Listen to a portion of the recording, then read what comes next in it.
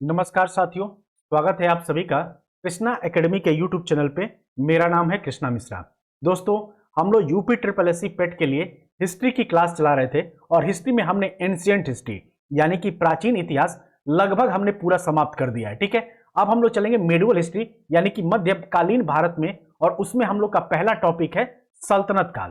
तो आज हम लोग पढ़ेंगे सल्तनत काल के बारे में। देखिए, सल्तनत काल को आप तुर्की काल भी कह सकते हैं या मुस्लिम काल भी कह सकते हैं, क्योंकि जो सल्तनत काल में जो प्रमुख शासक हैं वो सभी के सभी या तो तुर्क मुस्लिम थे, या तो मुगल मुस्लिम थे, या तो मतलब कहीं ना कहीं के बलूचिस्तानी मुस्लिम थे।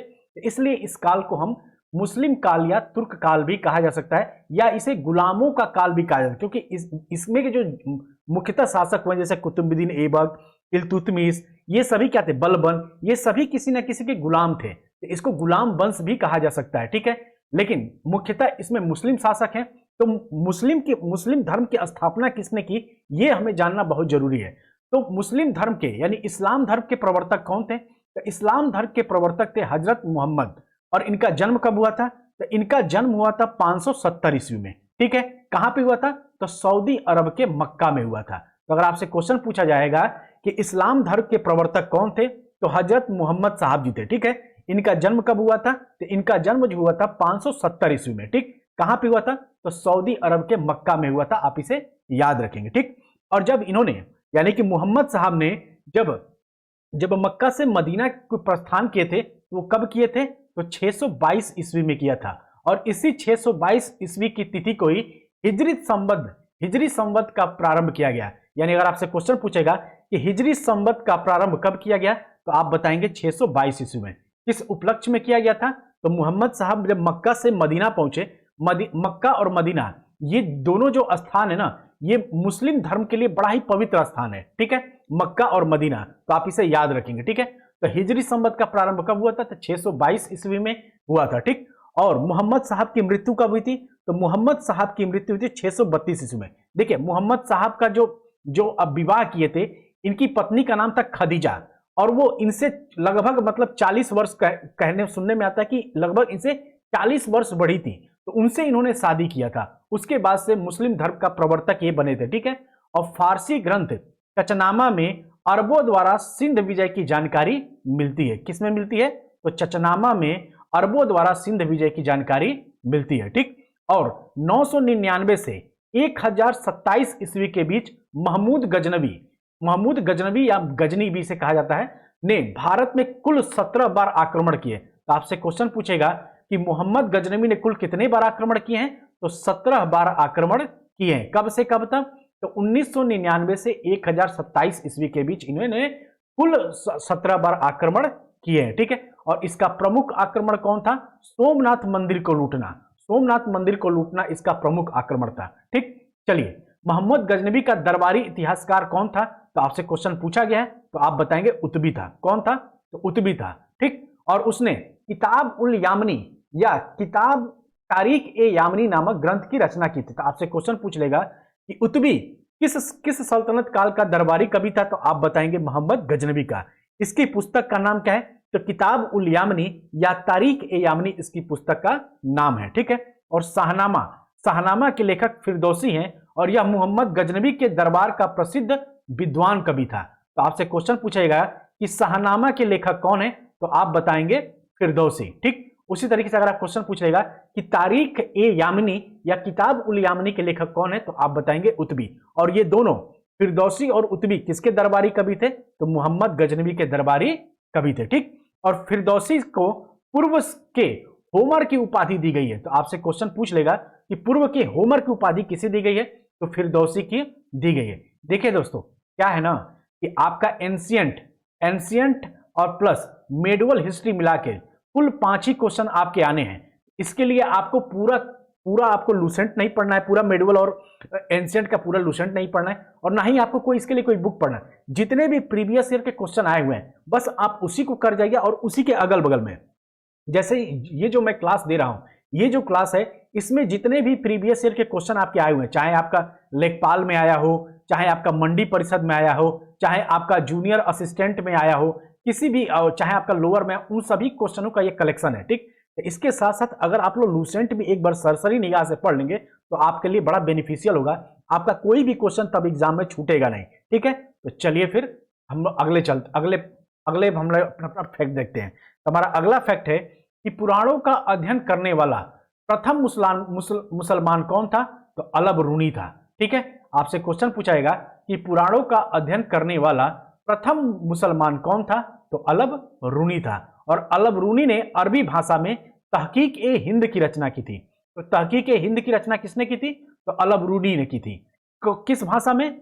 तो अरबी भाषा में इसने किया था इसकी रचना। ठीक, और शिहाबुद्दीन मोहम्मद गोरी का प्रथम आक्रमण 1175 ईस्वी में मुल्तान पर हुआ था। तो ये शिहाबुद्दीन मोहम्मद गोरी का अगर आपसे क्वेश्चन पूछा जाएगा कि शिहाबुद्दीन मोहम्मद गोरी ने अपना प्रथम आक्रमण भारत में कब किया था? तो आप बताएंगे 1175 ईस्वी में। ठीक, कहां पे किया था? तो मुल्तान में किया था। ठीक, और 1191 ईस्वी में पृथ्वीराज चौहान और गोरी के मध्य तराइन का प्रथम युद्ध हुआ और इस युद्ध में शिहाबुद्दीन की दोनों पार्श्व सेना पराजित हो गई। तो तराइन का प्रथम युद्ध में क्या हुआ था?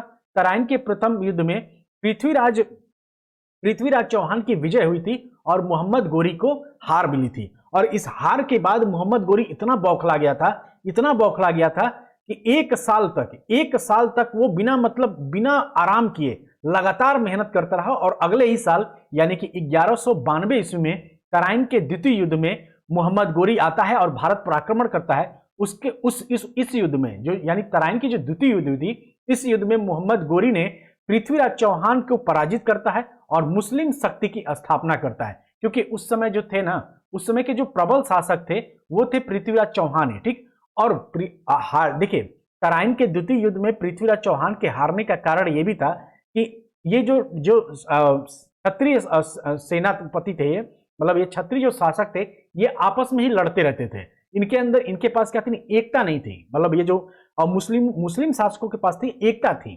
क्या होते थे कि ये जब भी युद्ध होता था किसी बाहरी आक्रमण से, तो ये लोग संगठित हो जाते थे और क्षत्रिय जो सैनिक थे या जो शासक थे वो क्या करते थे, उनमें आपस में ही मतलब वर्चस्व की लड़ाई थी कि हम बड़ा तो हम बड़ा, और इसका फायदा हमेशा बाहर वाली आक्रमण शक्तियां उठा लेती थी। तो 1192 ईस्वी में तराइन के द्वितीय युद्ध में मोहम्मद गोरी ने पृथ्वीराज चौहान को पराजित कर दिया और मुस्लिम शक्ति की स्थापना हुई। ठीक, और 1194 ईस्वी में चंदावर के युद्ध में मोहम्मद गोरी ने कन्नौज के गढ़वाल शासक राजा जयचंद को पराजित कर दिया था। यही राजा जयचंद जो थे या तराइन के द्वितीय युद्ध में पृथ्वीराज चौहान का साथ नहीं दिया था, क्योंकि ऐसा माना जाता है कि पृथ्वीराज चौहान ने इनकी बेटी का नाम था संयोगिता, इनकी बेटी की संयोगिता को जबरदस्ती, मतलब ऐसा लिखा गया है किताबों में कि जबरदस्ती उनको उठाकर और शादी कर लिए थे, जिससे जयचंद काफी नाराज थे।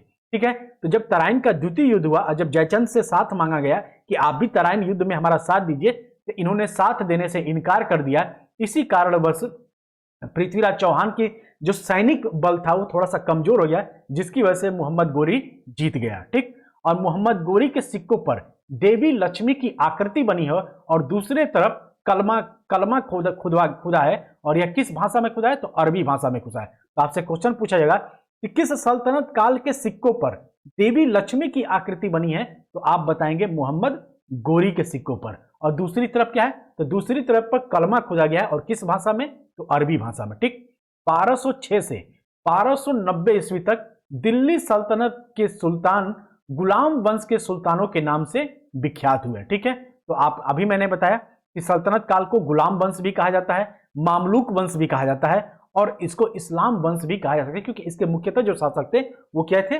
मुस्लिम थे। ठीक, और ऐबक ने अपनी लाहौर को ही राजधानी बनाया। ऐबक कभी भी हिंदुस्तान में आके अपनी राजधानी नहीं बनाया, वो लाहौर को ही अपनी राजधानी बनाया था। क्योंकि उस समय क्या होता था ना, सुल्तान पद लेने के लिए आपको क्या होता था कि जो मुस्लिम धर्म प्रवर्तक थे उनसे आपको क्या लेना पड़ता था? उनसे जाके कहना पड़ता कि ऐसा है कि मेरे सुल्तान पद को वैधता दीजिए। तो वैधता प्रदान करते थे वो लोग जो मुस्लिम धर्म के जो अनुयायी थे। तो ऐबक ने ऐसा नहीं किया, इसने लाहौर को ही अपनी राजधानी बनाया। कभी ये मतलब इलाहाबाद मतलब क्या बोलते हैं भारत में आके अपनी राजधानी नहीं बनाया। ठीक, तो क्वेश्चन आपसे पूछेगा कि किसकी राजधानी लाहौर थी? तो आप बताएंगे ऐबक की। ठीक, कुतुबुद्दीन ऐबक की। और ऐबक ने कभी सुल्तान की उपाधि धारण नहीं की। मैंने बताया ना कि आपको सुल्तान पद जब आप किसी मतलब मुस्लिमों में क्या होता था कि जब वो गद्दी पर बैठते थे, जब वो मान ली कि सेना का प्रमुख या किसी राज्य का प्रमुख होते थे, तो सुल्तान का पद धारण करते थे। लेकिन ऐबक ने कभी सुल्तान का पद धारण नहीं किया था, ठीक है। उसने केवल मलिक और सिपह सलार की पदवी को ही सही अपने आप को संतुष्ट रखा था, ठीक है। तो आपसे क्वेश्चन पूछेगा कि किस दिल्ली सल्तनत के सुल्तान ने कभी सुल्तान की उपाधि धारण नहीं की थी? तो मोहम्मद मतलब कुतुबुद्दीन ऐबक ने ऐसा किया था, ठीक। और वह केवल मलिक और सिपह सलार की पदवियों से ही संतुष्ट रहा था, ठीक। और अपनी उदारता के कारण कुतुबुद्दीन ऐबक ने इतना अधिक दान दिया कि उसे लाख बख्श यानी कि लाखों का दान देने वाले के नाम से भी जाना जाता है। और इसे कुरान ख्वाह के नाम से भी जाना जाता है, यह भी याद रखिएगा।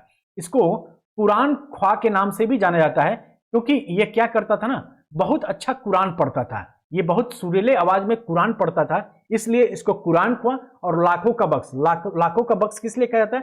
क्योंकि ये बहुत उदार था। कुतुबुद्दीन ऐबक जो था ये बहुत ही उदार था, क्योंकि ये गुलाम था। इसको मोहम्मद गोरी ने खरीदा था, तो और ये बड़ा योग्य व्यक्ति था, ये बहुत दानी था, इसलिए इसको लाख बख्श दिया गया। कुरान ख्वाह क्यों कहा गया? क्योंकि ये बहुत अच्छा कुरान, सुरीली आवाज में कुरान पढ़ता था, इसलिए इसके कुरान ख्वाह भी कहा जाता है, ठीक है। अब सल्तनत कालीन कुछ प्रमुख भवन देख लेते हैं, तो उसके ये क्वेश्चन आपसे पूछा जा सकता है। तो कुब्बत उल इस्लाम मस्जिद किसने बनवाया था? कुतुबुद्दीन ऐबक ने बनवाया था। ये कहां पे है? तो दिल्ली में है, ठीक। कुतुब मीनार का निर्माण भी किसने शुरू करवाया था? तो कुतुबुद्दीन ऐबक ने करवाया था। और इल्तुतमिश ने, ठीक। कहां पे है ये? तो दिल्ली में है, ठीक। 2.5 दिन का झोपड़ा ये किसने बनवाया था? कुतुबुद्दीन ऐबक ने। और 2.5 दिन का जो झोपड़ा है, ऐसा माना जाता है कि वहां पे पहले एक मंदिर था, कोई विष्णु मंदिर था, उसको तोड़ के कुतुबुद्दीन ऐबक ने 2.5 दिन का झोपड़ा बनवाया था, ठीक। और ये कहां पे? तो अजमेर। और अजमेर कहां है? तो राजस्थान में है, ठीक। हमारा अगला है कि अतारकीन का दरवाजा, अतारकीन का दरवाजा का निर्माता कौन था? तो इल्तुतमिश था। और इसका जो स्थल कहां है? तो नागौर है, ठीक। उसी तरीके से इल्तुतमिश का मकबरा कहां है? तो इसका निर्माणकर्ता खुद इल्तुतमिश था, और ये कहां पे है? तो नई दिल्ली में है, ठीक। हमारा अगला है सीरी का किला। सीरी का किला का निर्माण किसने करवाया था? तो अलाउद्दीन खिलजी ने करवाया था। ये कहां पे है? तो दिल्ली में है। अलाई दरवाजा का निर्माण किसने कराया था? तो अलाउद्दीन खिलजी ने ही करवाया था। ये कहां पे है? तो दिल्ली में है, ठीक। गयासुद्दीन का मकबरा कहां है? तो गयासुद्दीन तुगलक ने इसका निर्माण कराया था, और ये कहां पे है? तो दिल्ली में है, ठीक। उसी तरीके से आदिलाबाद का किला ये किसने बनवाया था? तो मोहम्मद तुगलक ने बनवाया था, और ये कहां पे है? तो नई दिल्ली में है, ठीक। उसी तरीके से जहांपनाह नगर किले का निर्माण किसने करवाया था? तो मोहम्मद तुगलक ने करवाया था, और ये कहां है? तो नई दिल्ली में है। फिर अदीना मस्जिद का निर्माण किसने करवाया था? तो सिकंदर शाह ने करवाया था। ये कहां पे है? तो पंडुआ बंगाल में है। आप इसे याद रखेंगे, ये क्वेश्चन आपसे पूछा गया, ठीक। उसी तरीके से कोटला फिरोज शाह किला ये किसने बनवाया था? तो फिरोज तुगलक ने बनवाया था, और ये कहां पे है? तो दिल्ली में है। और एक फिरोज शाह कोटला स्टेडियम में, जहां पे भारत का मैच भी होता है, वो भी नई दिल्ली में ही है, ठीक। अटाला मस्जिद का निर्माण किसने करवाया था? तो इब्राहिम शाह सरकी ने करवाया था, और ये कहां पे? तो जौनपुर में है। कई बार आपसे क्वेश्चन पूछा गया अटाला मस्जिद कहां पे है, ठीक। हिंडोला महल कहां पे है, और इसके किसने बनवाया था? तो इसको हुसंग शाह ने बनवाया था, और यह मांडू में है, ठीक। उसी तरीके से जहाज महल का भी निर्माण हुसंग शाह ने करवाया था, ये भी कहां पे है? तो मांडू में है। और चांद मीनार का निर्माण किसने कराया था? तो कुली कुतुब शाह ने कराया था, ये कहां पे है? तो ये भी हैदराबाद में है। उसी तरीके से विजय स्तंभ का निर्माण किसने करवाया था? तो राणा कुंभा ने करवाया था, और ये कहां पे है? तो चित्तौड़गढ़ में है, ठीक। और सुल्तान कुतुबुद्दीन ऐबक की मृत्यु चौगान के खेल यानी आधुनिक पोलो की भांति एक खेल है, वहां से घोड़े से गिर जाने के कारण 1210 ईस्वी में हो गई थी, और उसे लाहौर में ही दफना दिया गया, ठीक। आप इसे याद रखिए। 1206 ईस्वी में शासक बनता है, और 1210 ईस्वी में इसकी मृत्यु हो जाती है, यानी मात्र 4 साल तक ये शासन कार्य कर पाता है। हालांकि बड़ा योग्य था, कुछ दिन और जिया होता तो कुछ अच्छे काम किए होते, लेकिन ये बेचारा मर जाता है, ठीक है। चलिए, दिल्ली का पहला सुल्तान कौन था? तो आप याद रखेंगे इल्तुतमिश था। क्यों? क्योंकि इसने दिल्ली को अपनी राजधानी बनाया था, ठीक। और खलीफा ने 1229 ईस्वी में इल्तुतमिश के शासन की पुष्टि की, और उन सारे क्षेत्रों में कर दी जो उसने विजित किया, और और उसे सुल्तान ए आजम की उपाधि दी। किसने? तो जो खलीफा कौन होते हैं? तो इस्लाम धर्म के जो प्रवर्तक होते हैं वही खलीफा कहलाते हैं।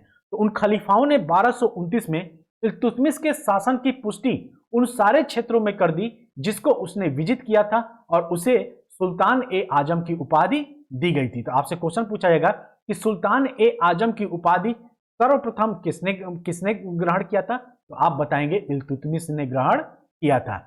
और सुल्तान युग के दो महत्वपूर्ण सिक्के, चांदी का टंका 175 गेंद और तांबे का जीतल था, इल्तुतमिश ने आरंभ किया तथा सिक्कों पर टकसाला का नाम लिखवाने की परंपरा शुरू की।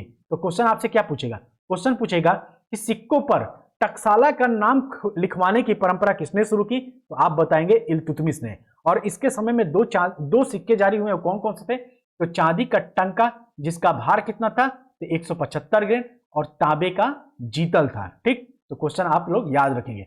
अब मंगोल नेता चंगेज खां भारत के उत्तर पश्चिमी सीमा पर इल्तुतमिश के काल में आया था, आप इसे याद रखेंगे। ठीक है, चलिए हमारा अगला है कि मध्यकालीन भारत की प्रथम महिला शासिका रजिया सुल्तान थी जिन्होंने 1236 से 1240 ईस्वी तक शासन किया था, यानी ये भी 4 साल तक शासिका बनी रही। ठीक है, और ये प्रथम महिला शासिका है और अंतिम महिला मुस्लिम शासिका भी है। इनके बाद ना ही कोई मुस्लिम शासिका बनी है, मतलब महिला में, और ना ही बनेगी। ठीक है, तो चलिए फिर स्टार्ट करते हैं। हमारा अगला है कि सुल्तान बलबन का पूरा नाम क्या था? तो सुल्तान बलबन का पूरा नाम गयासुद्दीन बलबन था और इसे उलूग खां के नाम से भी जाना जाता है। और ये जो उलूग खान जो था, यह उलूग खान की उपाधि किसने दिया था? तो सुल्तान नासुरुद्दीन ने दिया था। ठीक है, आप इसे याद रखेंगे। क्वेश्चन आपसे पूछा जाता है कि उलूग खां की उपाधि गयासुद्दीन बलबन को किसने दिया था? तो सुल्तान नासुरुद्दीन ने दिया था। और 1249 में बलबन ने अपनी पुत्री का विवाह सुल्तान नासुरुद्दीन से कर दिया था। ठीक, और इस अवसर पर उसे उलूग खां की उपाधि नायब ए मामलिकात का पद दिया गया। ठीक, तो इसी अवसर पे किसने दिया था? तो नासुरुद्दीन शाह ने, क्योंकि यही उस समय शासक था, तो उसने उलूग खां की उपाधि और नायब ए मामलिकात की उपाधि दिया था। किसको दिया था? तो बलबन को दिया था। और बलबन के विषय में कहा गया है कि उसने रक्त और लौह की नीति अपनाई थी। उसने कहा था कि जो शासक होना चाहिए उसको निर्दयी होना चाहिए और उसे हमेशा रक्त का प्यासा होना चाहिए। इसलिए इसकी नीति क्या कहलाई थी? रक्त और लौह की नीति। ये अपने दुश्मनों पे, अपने विरोधियों पे बहुत कड़ा कार्रवाई करता था। ठीक, और बलबन ने फारस के लोकप्रिय वीरों की प्रेरणा लेकर अपना राजनीतिक आदर्श निर्मित किया था और राजा को धरती पर ईश्वर का प्रतिनिधि यानी नियामत एक खुदाई माना है। तो आपसे क्वेश्चन पूछेगा कि किसने अपने आप को नियामत एक खुदाई माना है? तो आप बताएंगे बलबन ने माना है। और उसके अनुसार मान मर्यादा में वह केवल पैगंबर के बाद है, पैगंबर मोहम्मद के बाद ये उसने अपने आप को माना था। ठीक, और राजा जिल्ले अल्लाह या जिल्ले इलाही अर्थात ईश्वर का प्रतिबिंब है, ये भी किसने माना है? तो बलबन ने ही माना था। ठीक, और बलबन ने ईरानी बादशाहों की परंपराओं को अपने दरबार में आरंभ करवाया था। और बलबन ने सिजदा यानी भूमि पर लेटकर अभिवादन करना और पैबोज सुल्तान के चरणों को चूमने के रीति का आरंभ किया था। और ये जो सिजदा और पैबोज, इस व्यवस्था को समाप्त किसने किया था? तो याद रखेंगे मुगल बादशाह शाहजहां ने इस सिजदा और पैबोज व्यवस्था को समाप्त कर दिया था। ठीक, और बलबन ने अपने दरबार में प्रतिवर्ष फारसी त्योहार नवरोज बड़ी शानो शौकत के साथ मनाने की प्रथा आरंभ की। तो अगर आपसे क्वेश्चन पूछेगा कि सिजदा और पैबोस या पाबोस व्यवस्था किसने आरंभ की थी? तो बलबन ने। किसने समाप्त किया था? तो शाहजहां ने। ठीक, और बलबन अपने दरबार में प्रतिवर्ष फारसी त्योहार नौरोज मनाता था। कौन मनाता था? तो नौरोज मनाता था, आप इसे याद रखेंगे। ठीक, हमारा अगला है कि अलाउद्दीन दिल्ली का पहला सुल्तान था जिसने धर्म पर राज्य का नियंत्रण स्थापित किया। ये जो अलाउद्दीन है, ये कहता था कि मैं धर्म के बारे में नहीं जानता और मुझे ये भी नहीं पता कि जब मैं मरूंगा तो मेरे साथ अल्लाह ताला क्या करेंगे। ठीक है, लेकिन मैं धर्म को नहीं मानता। इसने साफ साफ मना कर दिया था कि मेरे लिए मेरा राज्य सबसे बढ़कर है और वही मेरा धर्म है, मैं धर्म के बारे में नहीं मानता। इसलिए अपने राज्य पर इसने धर्म पर राज्य की स्थापना की थी। तो अगर आपसे क्वेश्चन पूछा जाएगा कि किस शासक ने धर्म पर राज्य का नियंत्रण स्थापित किया था, तो वो था अलाउद्दीन खिलजी। ठीक, और उसने अपने आप को यामिन उल खिलाफत नासिरी अमीर उल मुमनीन बताया था। क्या बताया था? उसने अपने आप को यामीन उल खिलाफत नासिरी अमीर उल मुमनीन बताया था।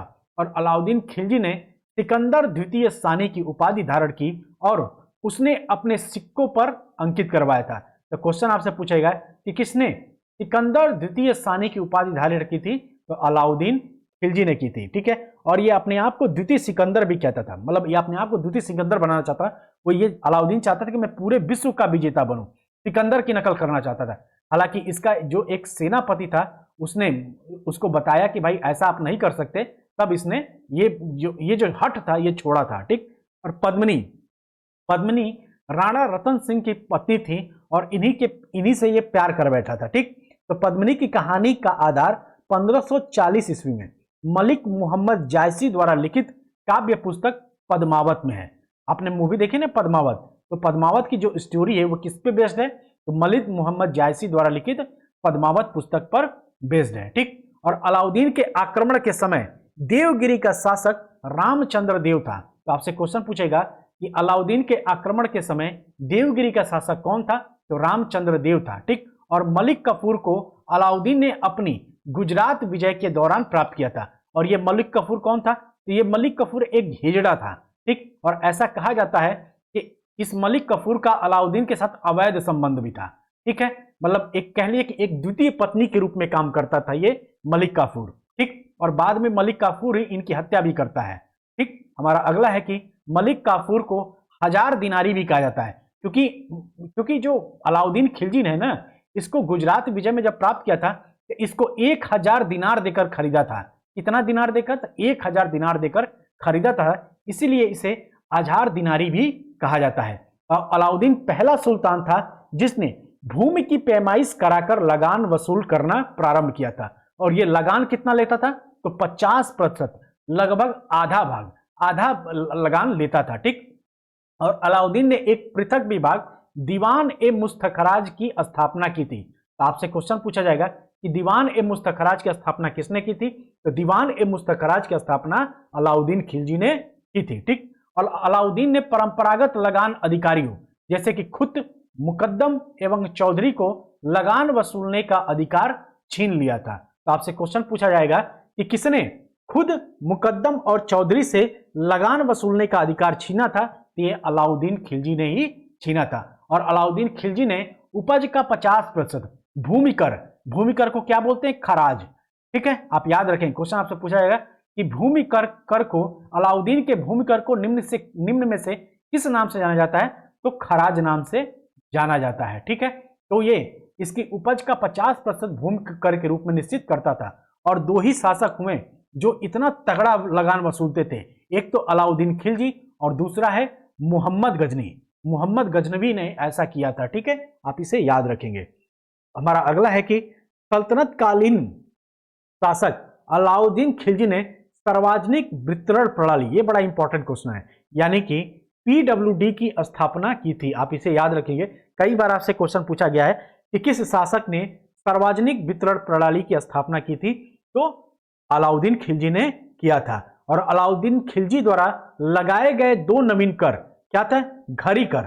ये घरी कर क्या है? तो ये घरों से घर टैक्स, जैसे आप लोग अभी जैसे आपका घर अगर नगर निगम में आ जाता है तो आप लोग हाउस टैक्स देते हैं ना, तो अलाउद्दीन ने एक नया दो कर की स्थापना की थी जिसको घरी कर, जो कि घरों एवं झोपड़ियों पर लगाया जाता था, और चराई कर जो कि दुधारू पशुओं पर लगाया जाता था। चराई कर का मतलब क्या है कि जैसे मान लीजिए कि ये लैंड है, ठीक, और लैंड है और यहाँ पे मान लीजिए आपकी गाय चरने जाती हैं, यहाँ पे गाय चरने जाती है, तो जिस भूमि में आप चरवा रहे हैं, अपनी गाय को चरा रहे हैं, उसके लिए भी आपको लगान देना पड़ता था। और ये किस पे होता था?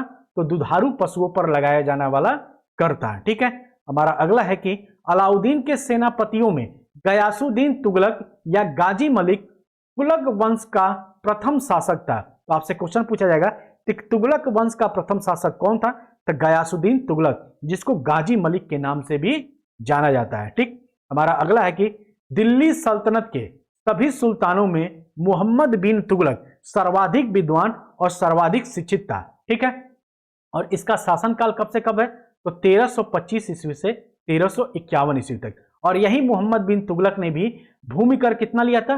तो 50%। अलाउद्दीन की तरह 50% ये भी भूमि कर लेता था। ठीक, और मोहम्मद बिन तुगलक ने कृषि उन्नति के लिए एक नए विभाग दीवान ए अमीर कोही की स्थापना की थी। और ये दीवान ए अमीर कोही किससे संबंधित था? तो याद रखेंगे, कृषि से संबंधित था। और इसको किसने लागू किया था? तो मोहम्मद बिन तुगलक ने लागू किया था। और इब्न बतूता जो था यह मोरक्को का मूल अफ्रीकी यात्री था और इसने अपनी प्रसिद्ध पुस्तक रहला नामक ग्रंथ का रचना किया था। और इब्न बतूता का कार्यकाल कब से है? तो 1333 से 1347 ईस्वी तक। और इसी इब्न बतूता को मोहम्मद बिन तुगलक ने चीन भेजा था। ठीक है, तो यह मोहम्मद बिन तुगलक के कार्यकाल में भारत आया था। तो क्वेश्चन आपसे पूछा जाएगा कि इब्न बतूता किसके कार्यकाल में भारत आया था? तो मोहम्मद बिन तुगलक के कार्यकाल में आया था। और मोहम्मद बिन तुगलक के निधन पर बंदायूनी ने, किसने लिखा है? तो बंदायूनी ने लिखा है कि सुल्तान को उसकी प्रजा से और प्रजा को अपने सुल्तान से मुक्ति मिल गई। ऐसा इसने क्यों कहा था? क्योंकि मोहम्मद बिन तुगलक न था ना, ये बड़ा ही मतलब समझिए कि बड़ा ही विद्वान था, लेकिन इसने जो भी नीतियां अपनाई वो सब फेल हो गई। इसने राजधानी परिवर्तन करवाया, दिल्ली से देवगिरी राजधानी बनाया, वो भी फेल हो गया। फिर बाद में इसको देवगिरी से दिल्ली आना पड़ा। उसके बाद से इसने एक सांकेतिक मुद्रा का प्रचलन करवाया, सांकेतिक मुद्रा का। ठीक है, क्योंकि उस समय क्या हुआ था, चांदी की कमी पड़ गई थी। भारत में क्या था कि चांदी की कमी पड़ गई थी, इसलिए मोहम्मद बिन तुगलक ने चांदी के सिक्कों के स्थान पे एक सांकेतिक मुद्रा का प्रचलन करवाया था। लेकिन इससे क्या हुआ कि जो सांकेतिक मुद्रा का जो प्रचलन था, घरों में घर में लोग टकसाल खोल लिए। मतलब टकसाल का मतलब क्या होता है कि जिससे सिक्के बनाए जाते हैं, तो घरों में लोग टकसाल सीख लिए। इसलिए क्या हुआ कि ये सांकेतिक मुद्रा घर में प्रचलित हो गया। और इससे क्या हो गया कि भाई पैसा जब ज्यादा हो जाएगा तो वस्तुओं का दाम क्या हो जाएगा? वस्तुओं का दाम बहुत हाई चला जाएगा। तो इसलिए फिर इसने सांकेतिक मुद्रा को समाप्त करवा दिया। ठीक, तो अब इससे क्या हुआ? अब इसकी ये भी नीति फेल हो गई, यानी इसने जो भी नीति लाई वो सभी फेल हो गए। ठीक, इसने दीवान मुस्तखराज लाया, इसने दीवान खैरात लाया, फिर इसने क्या क्या गुलामों को रखने के लिए एक दीवान बंदगाह की नीति भी लाया था। और उसमें ऐसा कहा जाता है कि 1,80,000 के बराबर उसके गुलाम थे और इन सबको पैसा देता था।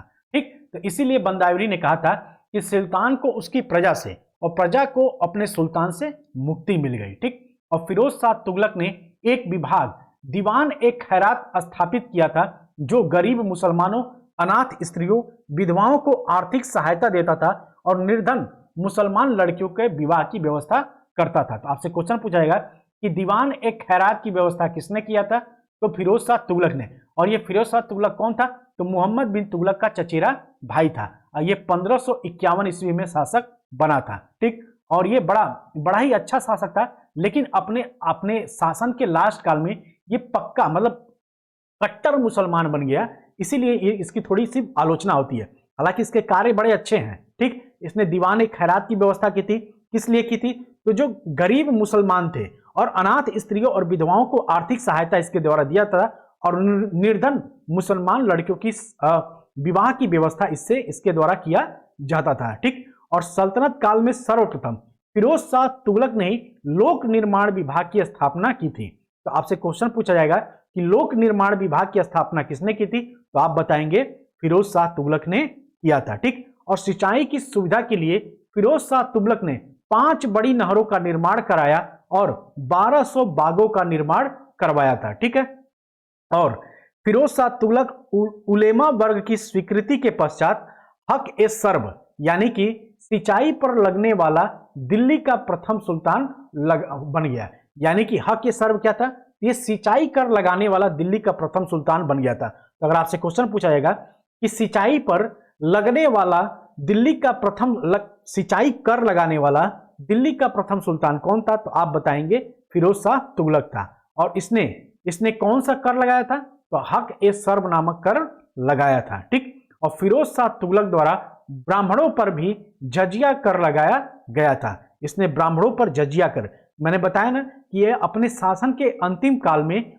उलेमाओं के नियंत्रण में आ गया। मतलब ये कट्टर मुसलमान बन गया और जिसके कारण इसने ब्राह्मणों पर भी जजिया कर लगाया था। तो आपसे क्वेश्चन पूछा जाएगा कि ब्राह्मणों पर जजिया कर किसने लगाया था, तो आप बताएंगे फिरोज शाह तुगलक ने लगाया था। ठीक, और हमारा अगला है कि फिरोज शाह तुगलक द्वारा अशोक के 2 स्तंभों को मेरठ और टोपरा, टोपरा कहां है तो अंबाला जिले से दिल्ली लाया गया था, और राज्य के खर्च पर हज की व्यवस्था करने वाला पहला भारतीय शासक फिरोज शाह तुगलक ही था। ठीक, हमारा अगला है कि फिरोज शाह तुगलक ने दारुल सफा नामक एक खैराती अस्पताल की स्थापना भी की और उसमें कुशल हकीम रखे।